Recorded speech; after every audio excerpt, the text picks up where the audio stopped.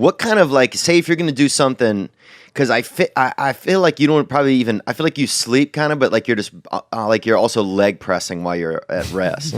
What kind of thing do you play with? Like I feel like you have, like is there I don't want to say a game because I don't want to seem offensive, but is there a board game or something that you enjoy? Is there, like Stonehenge? Like what do you fucking play with for fun? I feel like. Isn't Stonehenge like what's Stonehenge? It's just That's huge not a pieces game. of rocks. No, Yeah. I know what that is, but I don't go like play with Stonehenge. Well, if I had to picture you like kind of playing with something in the yard, I feel like it would be like yeah, doing maybe have the small Stonehenge like they had in Spinal Tap. Jocko's baby Stonehenge. Yeah. I could totally see you. Does jiu-jitsu count? Yeah, jiu-jitsu does count. Jiu-jitsu is definitely a place where you can turn your brain off. You can do it all the time. All you need is a training partner and some mats, and it's great right now because there's plenty of places to train in America. But yeah, jiu-jitsu is awesome to do. Have you had Eddie Bravo come on your podcast yet? I have not had Eddie Bravo come on my podcast yet. That would be super interesting to see. That would be fascinating. It would be way fascinating. I don't know if you know anything about Eddie Bravo. No, I totally. Yeah, I mean, obviously in the jiu-jitsu. Yeah, in the jiu-jitsu world. But yeah, I mean, I know him because of Joe Rogan, and I actually know him. I mean, because he's an old school jiu-jitsu player. Him and I were coming up around the same time, competing at the same old school jiu-jitsu tournaments back in the day. Right. And so yeah, and he's always been awesome and really cool to me. I would love to see you might need special forces to get him to quiet down sometimes. He gets a little chatty, but in a beautiful way though. I never met a man who's full of, I mean, most people have 9 pints of blood or something. I bet he's running on 11. Like that guy definitely something else is in him. He's a special guy. Do you find that a way that, men at my age, I'm 38, or that at, her kind of regularly statured physically, that a way that they can start to toughen themselves up. Jiu-jitsu seems like a way that a lot of men are finding, like, not only ways to feel tough about themselves and feel some self-confidence, but to find like a brotherhood in a way. Yeah, no, jiu-jitsu is a great way. The funny thing is you just mentioned like jiu-jitsu makes you feel tougher. Well, actually, jiu-jitsu makes you feel humble, especially when you start, because you're just going to get choked out. You're going to get tapped out by people that are way smaller than you. That's awesome. And by females that are smaller than you. On. And that stings, stings.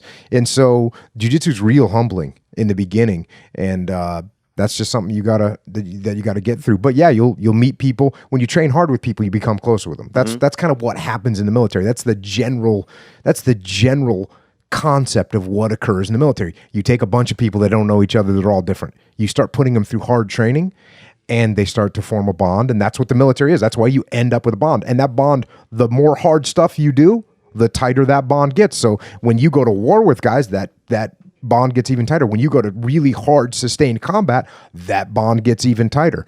And so is jiu-jitsu something that is hard training and it's humbling? Because guess what? In war, you make mistakes too, and everyone sees them. And so that's what happens in jiu-jitsu. You make mistakes, everyone sees them. You get tapped out. There's no question about it. Like there's no mystery in jiu-jitsu.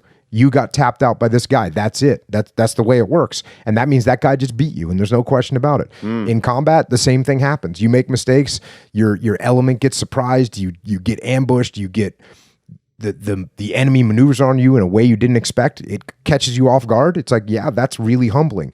And so there are elements of combat that are present in jiu-jitsu, and that's one of the reasons why I love jiu-jitsu so much. Yeah.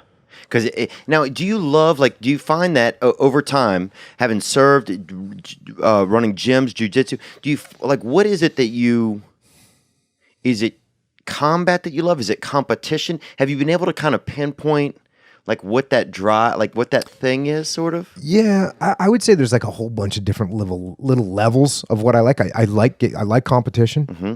I like winning, and oddly enough, I like losing. Like I like getting pushed to a point where, hey man, I couldn't do it. And that doesn't, this is a weird thing that happens with jiu-jitsu.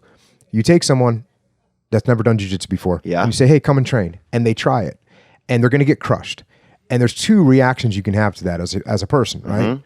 Well, I mean, I guess there's more than 2, but there's 2 main ones that occur. Some people say, damn, that was awesome. I can't believe that I got tapped out by a 130-pound female. Right. I'm going to go back and learn this stuff. And some people say, I can't believe I got tapped out by a 130-pound female. I'm never going to get near that again because it hurts their ego too much. So that's pretty much, for me, it was immediately, hey, I want to make sure that this doesn't ever happen to me, or that this happens as little as possible. So I'm going to learn as much as I can. And it's the same thing with, it's the same thing with combat. Like you want to learn and you want to be as proficient as possible.